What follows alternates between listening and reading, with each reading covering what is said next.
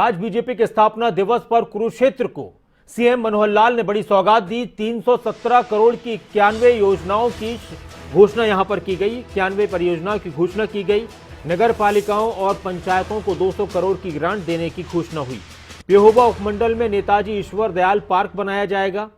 एक अहम खबर, एक बड़ी खबर।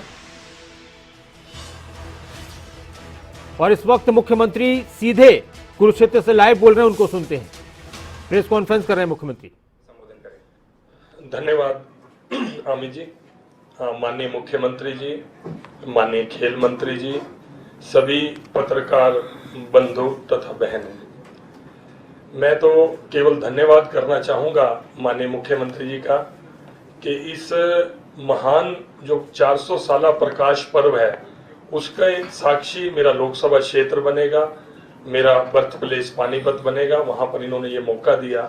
मैं आभार व्यक्त करता हूं माननीय मुख्यमंत्री जी की सोच का भी कि जो हमेशा से महापुरुषों के कार्यक्रम, पहले सिरसा में बाबा गुरु नानक जी का 550वां प्रकाश पर्व मनाया, गुरु गोविंद सिंह जी का 350वां प्रकाश पर्व पहले यमुनानगर में और करनाल में उसका समापन हुआ। इससे पहले भी संत रविदास जी, संत कबीर जी, महर्षि वाल्मीकि जी, विश्वकर्मा जयंती के कार्यक्रम सरकारी स्तर पर, इससे पहले की अगर आप गौर फरमाएंगे कभी पहले की सरकारों ने इस ओर ध्यान नहीं दिया। चाहे खेल का मामला हो, चाहे किसानों के लिए मामला हो, जो कल्चर हरियाणा की पहचान बनता है उसमें मुख्यमंत्री जी पूरा इंटरेस्ट लेते हैं। मैं दिल की गहराइयों से आभार व्यक्त करता हूं कि आज़ादी के अमृत महोत्सव के अवसर पर जिस तरह से संघ और अनसंग हीरोज ऑफ हमारे देश थे, देश के कंट्री के थे, उनको उस तरह का इतिहास में हम लोग स्थान नहीं दे पाए। मैं दोष किसी सरकारों का नहीं देता, लेकिन आज़ादी के बाद भी हम उनको स्थान नहीं दे पाए। आज की जनरेशन उनके जो बलिदान और त्याग रहे उसकी जानकारी का अभाव है। उसी कड़ी में गुरु तेग बहादुर जी के बलिदान के कारण मैं समझता हूं कि आज जो हिंदुस्तान एग्जिट कर रहा है, आज हम जो आज़ादी की हवा में सांस ले रहे हैं, अपनी संस्कृति को हम बचा पाए, अपने धर्म की हम रक्षा कर पाए, ऐसे संभव हुआ गुरु तेग बहादुर जी के बलिदान के कारण ही। तो आज उसके लिए 400वां प्रकाश पर्व जो 24 अप्रैल को पानीपत में मनाया जा रहा है, और आज मैं इस बात के लिए आपके माध्यम से माननीय मुख्यमंत्री जी का आभार व्यक्त करता हूं। हमारे बीच में गुरविंदर जी भी, जो पंजाबी अकेडमी के वाइस चेयरमैन है, वो भी यहाँ पर पहुंचे हैं, उनका भी स्वागत है। अब मैं आयोजन समिति के अध्यक्ष सरदार संदीप सिंह जी से अनुरोध करूंगा कि वो इस कार्यक्रम के बारे में कुछ प्रकाश डालें। धन्यवाद अमित जी। माननीय मुख्यमंत्री जी, सांसद महोदय, यहाँ पर आए सभी पत्रकार बंधुओं, गुरु तेग बहादुर साहब हिंद की चादर, उनके 400 साला प्रकाश पर्व के ऊपर मैं धन्यवाद करता हूँ माननीय मुख्यमंत्री जी का, जिन्होंने ये एक ऐसा ऐतिहासिक प्रोग्राम, जिसको कह सकते हैं कि साझा प्रोग्राम किया है, ना किसी एक धर्म के लिए, ना किसी एक व्यक्ति के रूप में, या ना किसी एक सरकार के नाते। इन्होंने पूरे के पूरे, आप देख सकते हैं, जब घोषणा की थी पहले दिन तो माननीय मुख्यमंत्री जी ने सभी संत समाज से सभी को यहाँ पर अपने निवास में मिलकर, उसके बाद पानीपत में प्रोग्राम हुआ, तो सब जगह से, हरियाणा से जितने भी हमारे संत महात्मा हैं, सिख समुदाय से, हिंदू समुदाय से, हर समाज से जो है उनको आमंत्रित किया जा रहा है। और ये भव्य रूप में, इसको और भव्य बनाने के लिए माननीय मुख्यमंत्री जी हर प्रकार का काम कर रहे हैं, जिससे कि ये एक, क्योंकि हिंद की चादर, जिन्होंने हमारे देश के लिए कुर्बानियाँ दी हैं, हमारे परिवारों को, आज अगर हम सब अगर जिंदा हैं, हम यहाँ पर हिंदुस्तान में हम अपना जो जनरेशन को आगे बढ़ा रहे हैं, तो उनके कारण से हमारा हिंदुस्तान आगे बढ़ा है। तो उनकी जो कुर्बानियाँ हैं, वो कुर्बानियाँ हमारी आने वाली जनरेशन को भी पता लगे, और जो कुर्बानियाँ उन्होंने बाकी परिवार से, चाहे वो गुरु गोविंद सिंह जी के चारों साहिबजादे हैं, जिन्होंने, जिसके पर्व के ऊपर माननीय प्रधानमंत्री जी ने भी वीर बाल दिवस 26 दिसंबर को घोषित किया है, तो ऐसी चीज़ें में माननीय मुख्यमंत्री जी भी हर धर्म को लेकर आगे बढ़ते हैं। तो मैं इनका एक बार तहे दिल से धन्यवाद भी करता हूं, और आशा करता हूं कि आगे जो है, जो प्रोग्राम होगा, हम सब मिलकर इसको भव्य बनाएंगे। धन्यवाद। इस आगामी उत्सव के उपलक्ष्य में सूचना जनसंपर्क एवं भाषा विभाग द्वारा कुछ क्रिएटिव्स तैयार किए गए हैं, वीडियो सॉन्ग भी तैयार किया गया है। माननीय मुख्यमंत्री महोदय जी से मैं अनुरोध करूंगा कि हमारे इन क्रिएटिव्स को लॉन्च करने की कृपा करें।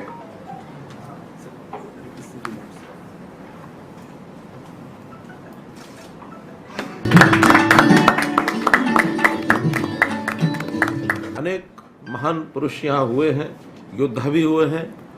हरियाणा का इतिहास अपने आप में हर दृष्टि से महत्वपूर्ण है। गुरु घर के नाते से अगर मैं याद करता हूँ तो महान गुरुओं की ये धरती रही है। सभी गुरु नानक देव जी से लेकर गुरु गोविंद सिंह जी तक सबका कहीं ना कहीं हरियाणा में आगमन हुआ है। गुरु तेग बहादुर जी का भी हरियाणा से बहुत गहरा संबंध रहा है। और अगर घटना हमको सबको कई बार हमने सुनी है, याद भी है कि जब कश्मीर के पंडितों को औरंगजेब के अत्याचार के कारण से उनको मजबूर किया जा रहा था धर्म परिवर्तन के लिए, तो कश्मीरी हिंदू सब चल कर के आए गुरु तेग बहादुर जी के पास कि हमारे ऊपर अत्याचार हो रहा है और हमको इस प्रकार से धर्मांतरित किए जाने की दबाव है, धमकी है।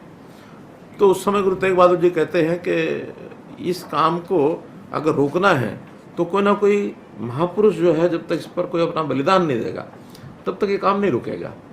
पास खड़े 9 वर्षीय बालक, जो उस समय तो नाम गोविंद ही था, बाद में गुरु गोविंद सिंह जी के नाम से वो हमारे 10वें गुरु बने, तो गोविंद 9 वर्ष, वो अपने पिताजी को कहते हैं कि पिताजी आपसे बड़ा महान और कौन हो सकता है जो इस काम के लिए बलिदान दे। तो इतनी बात सुनकर गुरु तेग बहादुर जी को अपने पुत्र की बात से मैं समझता हूँ कि ऊर्जा मिली, एक प्रेरणा मिली। उनको लगा कि हाँ, ये काम वास्तव में धर्म की रक्षा के लिए मुझे करना चाहिए। और वो चल पड़े दिल्ली की तरफ औरंगजेब को ये बताने के लिए कि अगर धर्म परिवर्तन करना है तो पहले गुरु तेग बहादुर का करके दिखाएं, फिर किसी और की तरफ आगे बढ़ना है। लेकिन दृढ़ निश्चयी गुरु तेग बहादुर जी, जब औरंगजेब को ये पता लगा कि इस प्रकार से ये घटना हुई है, तो उन्होंने सिर कलम करने का आदेश दिया और गुरु गोविंद सिंह जी का सिर धड़ से अलग कर दिया। कहाँ? चांदनी चौक में, जहाँ शीशगंज गुरुद्वारा है, वो स्थान था जहाँ गुरु जी का सिर जो है वो उनकी धड़ से अलग कर दिया। अब जो अनुयायी थे गुरु जी के, उन्होंने सोचा कि भी अब ये इनका जो शरीर है, इनका जो सिर है, ये यहाँ तो हम नहीं खजल ख्वाब होने देंगे। उनका धड़ तो शायद दाह संस्कार किया था रकाबगंज, धड़ का तो दाह संस्कार हुआ था जहाँ आज गुरुद्वारा रकाबगंज है वहाँ। लेकिन शीश लेकर के वो आनंदपुर साहब की तरफ चल पड़े कि हम इसको शीश को सुरक्षित आनंदपुर साहब ले जाएंगे।